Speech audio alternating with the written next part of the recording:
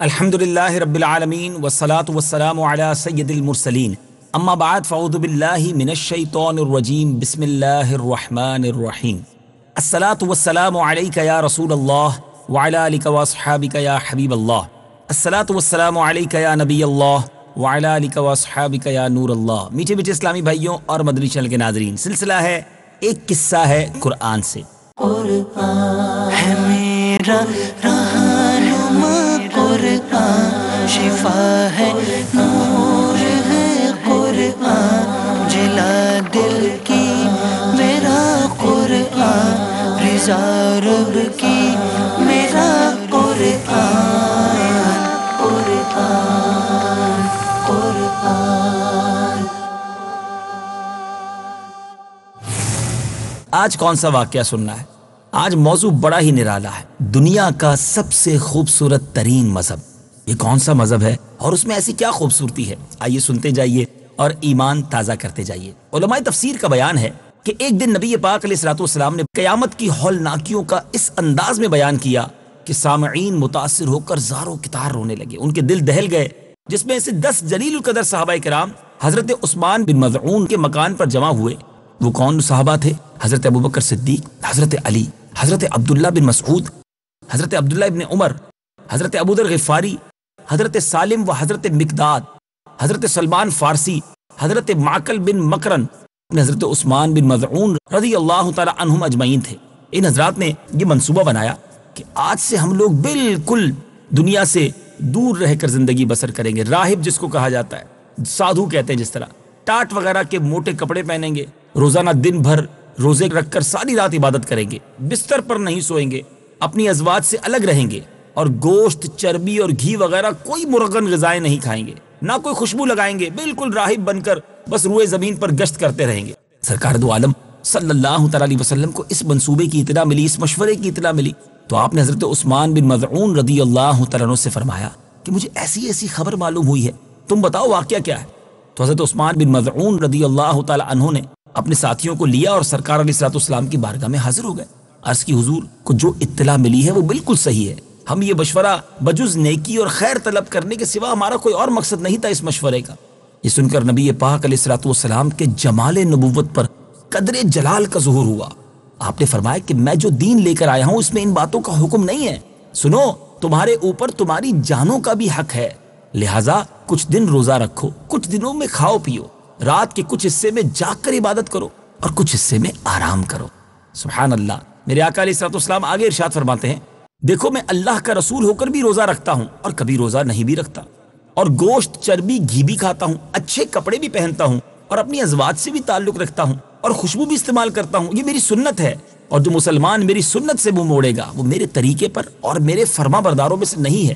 اس کے بعد صحابہ کرام کا میرے آقا نے ایک مجمع جمع کیا اور نہایت ہی مؤثر بیان فرمایا، جس میں آپ نے برملا ارشاد فرما دیا کہ سن لو، میں تمہیں اس بات کا حکم نہیں دیتا کہ تم لوگ راہب بن کر راہبانہ زندگی بسر کرو، اور میرے دین میں گوشت وغیرہ لذیذ غذاؤں اور عورتوں کو چھوڑ کر تمام دنیاوی کاموں سے قطع تعلق کر کے کسی طرح پہاڑ کی کھو میں بیٹھ جاؤ یا زمین پر فقط گشت کرتے رہو، نہیں، ہرگز نہیں۔ ایک جگہ میرے آقا نے تبلیغ دین فرمایا، ایک جگہ جہاد فرمایا، اس لیے تم لوگ بجائے زمین میں گھومتے پھرتے رہنے کے نماز، روزہ، حج، زکوٰۃ کی پابندی کرو، جہاد کرو اور خدا کی عبادت کرتے رہو، اور اپنی جانوں کو سختی میں نہ ڈالو، کیونکہ تم لوگوں سے پہلے اگلی امتوں میں جن لوگوں نے راہب بن کر اپنی جانوں کو سختی میں ڈالا تو اللہ تعالیٰ نے بھی ان لوگوں پر سخت سخت احکام نازل فرما کر انہیں سختی میں مبتلا فرما دیا، جن احکام کو وہ لوگ نبھا نہ سکے۔ بالآخر نتیجہ یہ ہوا کہ اللہ تعالیٰ کے احکام سے منہ موڑ کر وہ لوگ ہلاک ہو گئے۔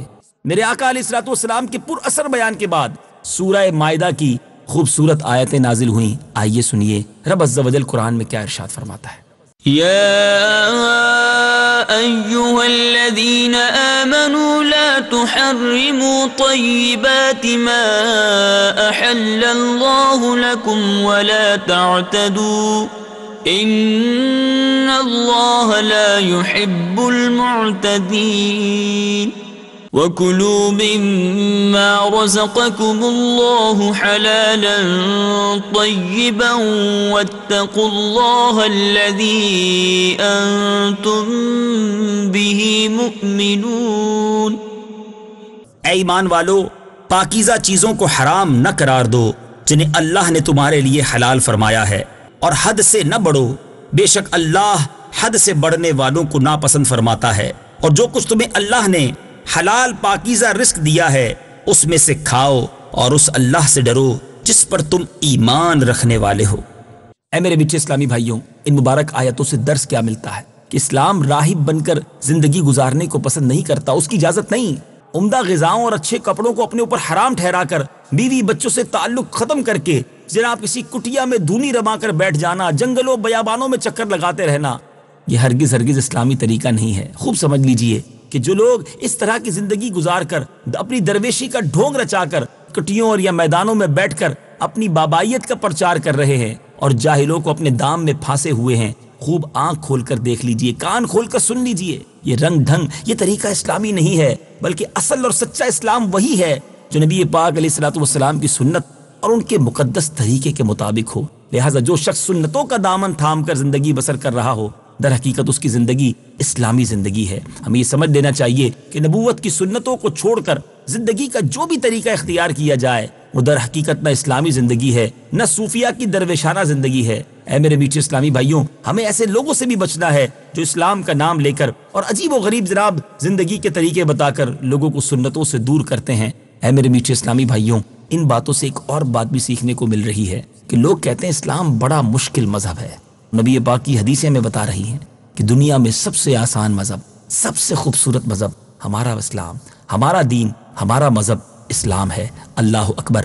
موسٹ فلیکسیبل ریلیجن، دنیا میں کسی مذہب میں اتنی رعایتیں نہیں ہیں جو ہمارے مذہب میں موجود ہیں، اور کیوں نہ ہو، یہ دین فطرت ہے، یہ رب عز و جل کا پیارا دین ہے، نبی پاک اپنی امت کے لیے لے کر آئے ہیں، اور کمال کی باتیں ہیں، کتنی آسانیاں ہیں اسلام میں۔ دیکھیں نا، لوگ کہتے ہیں اسلام میں سختی ہے، ارے اگر آپ مسافر ہیں تو نماز قصر کر دی جاتی ہے، اگر مسافر ہیں تو روزے چھوڑ سکتے ہیں، بیمار ہیں کھڑے ہو کر نماز نہیں پڑھ سکتے۔ اسلام میں رعایت ہے، بیٹھ کے پڑھ لیجئے، بیٹھ کے نہیں پڑھ سکتے لیٹ کر پڑھ لیجئے، لیٹ کر نہیں پڑھ سکتے آپ اشارے سے پڑھ لیجئے، آپ سفر میں ہیں یا کسی ایسی جگہ ہیں جہاں پانی نہیں ہے، وضو کے لیے پانی نہیں، آپ تیمم کر لیجئے۔ آپ ذرا غور کریں نا، کہیں چوٹ لگی ہے، پٹی بندی ہے، آپ اس پر مسح کر لیجئے۔